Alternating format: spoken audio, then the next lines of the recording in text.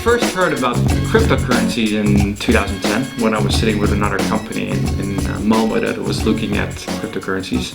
But then I had my other startup, so I waited too long. Then in 2011 I heard about people mining at a university, and then I still wasn't awake. And then it was the end of 2012 where somebody talked about Bitcoin, and I wanted to buy it then.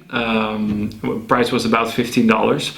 But I was still setting up an entity in the Netherlands, my own corporation, through which I wanted to buy it, my firm. So I waited too long with that one.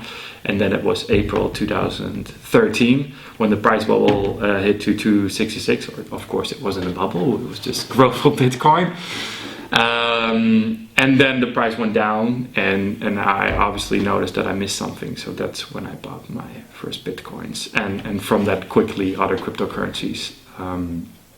To try to figure out what's going on, and then it hit me that Bitcoin represents something bigger than just speculation for making money.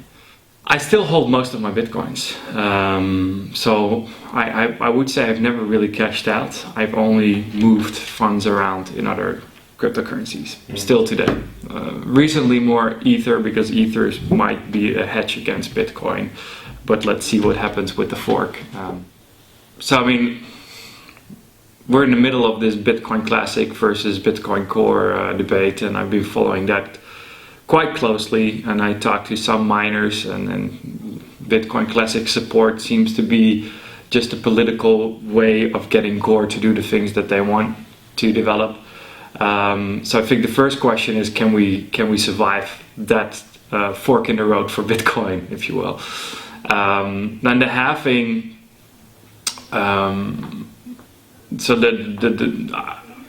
presumably the price I think should go up, but I don't know what impact it will have. It could obviously dismantle the larger mining operations as well, so it could go either way, boom or bust. Hence, I'm hedging, like financially, I'm hedging my bets with Ether. If you look from an investment point of view, as a company, we've always taken a quite agnostic approach to it, and we continue to have it. Of course, if we look at the macro landscape, and I would say most of the infrastructure is built around Bitcoin still, and most of the investment have gone around Bitcoin. So any migration to another cryptocurrency, I've said that for a long time for myself, and I continue to believe that, would require that cryptocurrency to be sort of compatible with the infrastructure that already been built. And so and some cryptocurrencies lend themselves better for that than others. So that's my complicated answer to a simple question. I don't know. No, and post halving, then you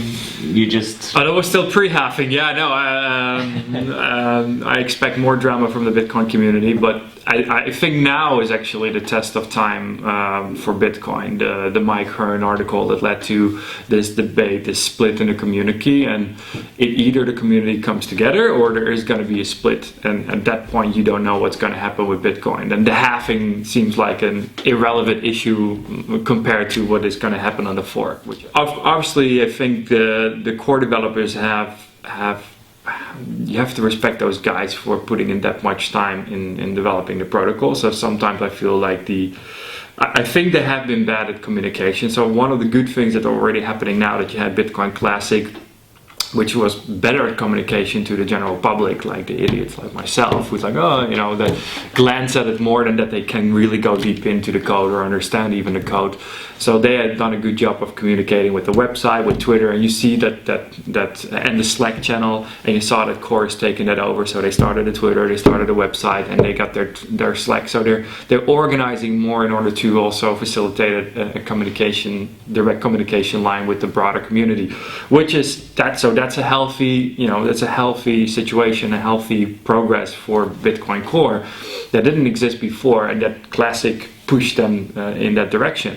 And hopefully the same will happen with the fork, where Classic, Jeff I think Garzik developed, or was it Kevin Andreessen that just launched a part of the Classic one, or they've already been developing. So some of the hardcore old school guys have been working on Classic, but I still think it's a political instrument more than anything that pushes Core to deploy something that the miners can get behind.